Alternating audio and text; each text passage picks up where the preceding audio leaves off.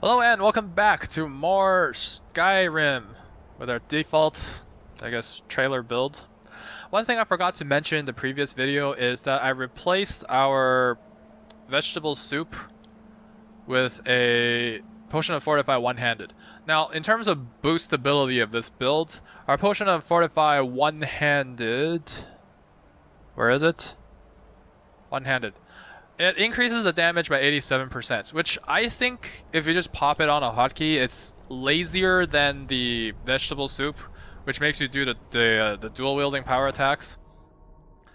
In terms of boostability, I'd say this is harder than a archery build, but easier than a destruction build because there's a very easily accessible source of the ingredients. The archery build involves Canis root and what was the other one? Juniper berries, both of which are very easily accessible. Canis roots in Riften, where we showed in this build, and juniper berries are in Markarth. For this build, the potions involve Canis root and hanging moss. Hanging moss respawns in Solitude, is not farmable in Hearthfire, so it's less available. Readily available than archery potions. Destruction things involve glow dust, destruction boosting potions. They actually boost damage, but glow dust is very hard to come by. Generally, I find mine in the Shrine of Mehrunes Dagon, but if you're doing a mage build, then you're just asking for like difficulty. Anyways, we're doing this here. This is a part of the Dragonborn add-on. This place gives you a black book that'll boost any of your 3 Skyrim, I guess, branches. The magic, the warrior, and also the stealth. It boosts them by 10%, I think. Now this is really important if you're doing a cycle, like if you're cycling enchanting and alchemy. Because that gets you quite the large power boost if you have that black book and you alternate every single time you switch skills. That actually gives you quite a large power boost, so I'm covering this. And also, Dragonborn in itself is what I consider like endgame content.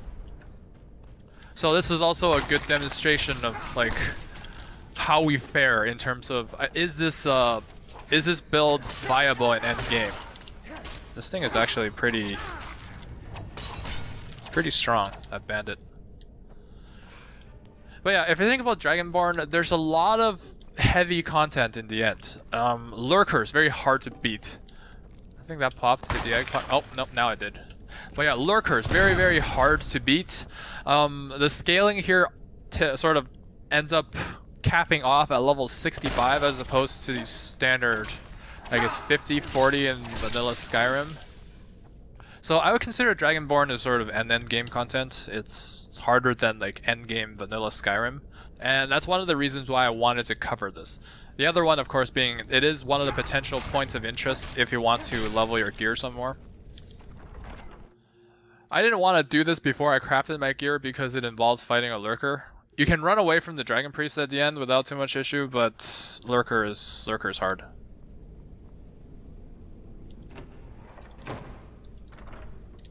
Okay. So over here I'm actually going to pop a potion. That was not what I want. That's what I want. Stop ruining my attack speed. Okay, you're what I wanted to kill. Did we get rid of everything? Where did the corpse go? Corpse? A corpse had the key that I need. Son of a bitch. You know what? I'll just kill that first.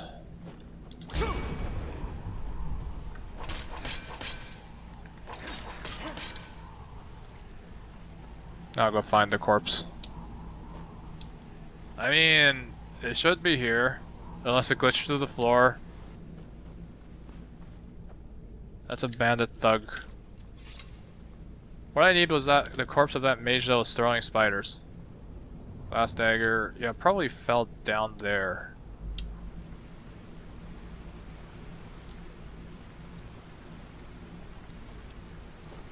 Yeah, that. There you go.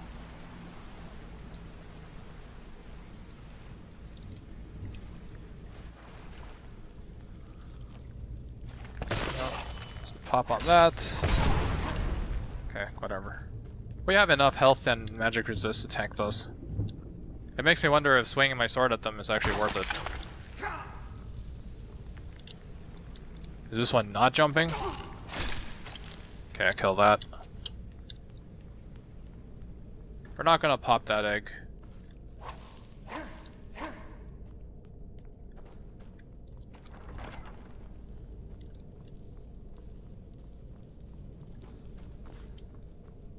Now this black book is what we're after. It's the one that can boost your stats, either your melee or your stealth or your mage.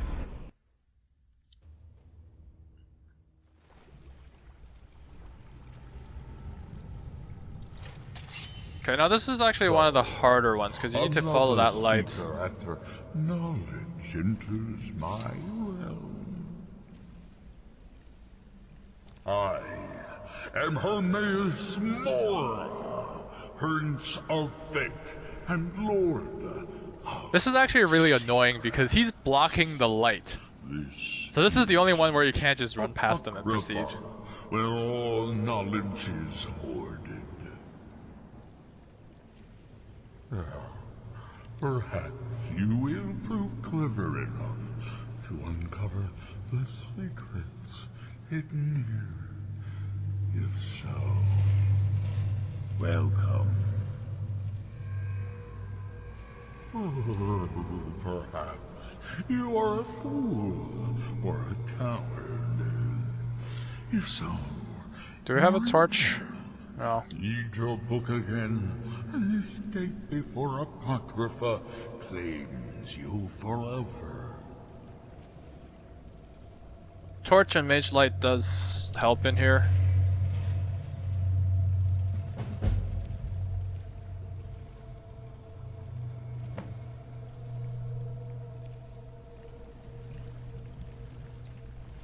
Okay, there we go.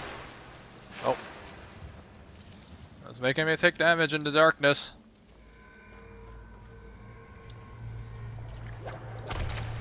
Uh-oh.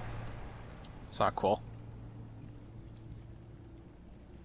Oh, I think you actually walk under it. Do you?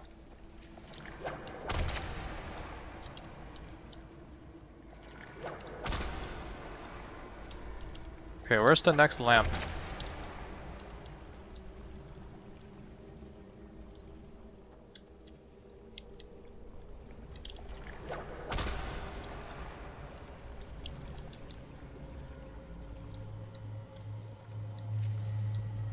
Oh, I think it does follow you. Like, you don't follow it. I don't know, I just get a little bit nervous doing this without a light source. Because the last time I did this without a light source, it was on my main with a lot of health. Ah, shit.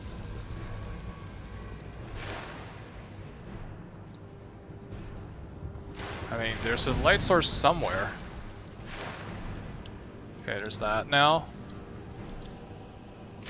Apocrypha also has a lot of black soul gems. So if you have that, then... Like, if you're after that, if you're after soul gems, then it's a good place.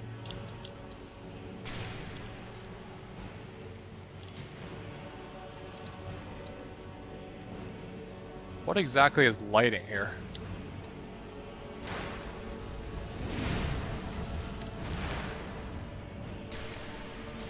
Do we just gotta kill those things real quick?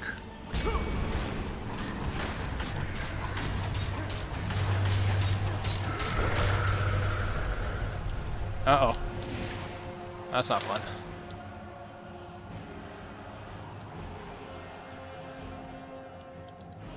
I don't know how to move this light. I think it moves on its own.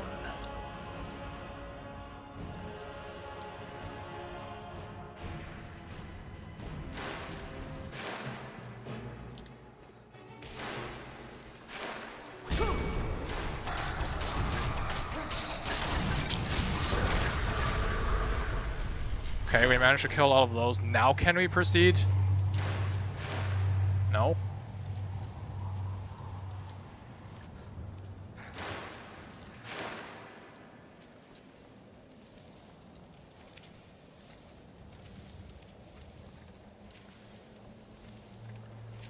Now, the next enemy here is going to be a lurker, which is basically why I didn't want to do this.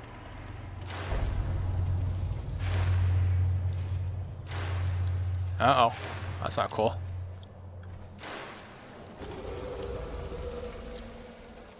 Okay, let's see if we can run past it. Oh shit, my hotkey is down.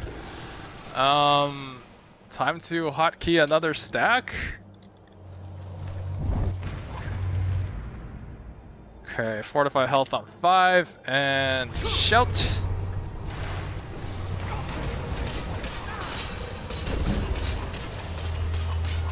I don't actually care about the health drain, at least it doesn't scale up on time.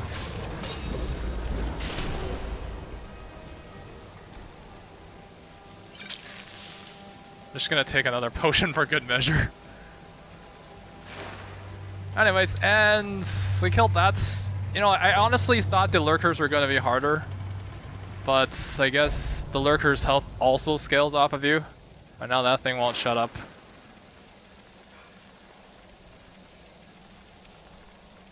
Okay, whatever.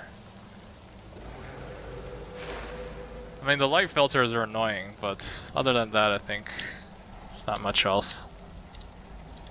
I don't really want to fight that one just because of this whole like lighting thing, not because I can't take it. You can see the actual battle with the previous lurker was easy enough. Now, one thing we can gain from this book is the damage boost from the warrior's choice in here. So we're just going to pick that. But yeah, the most important thing to pick up from here is the when you're crafting your gear. So with this boost now, our sword does 111 damage. Pretty close to 10%.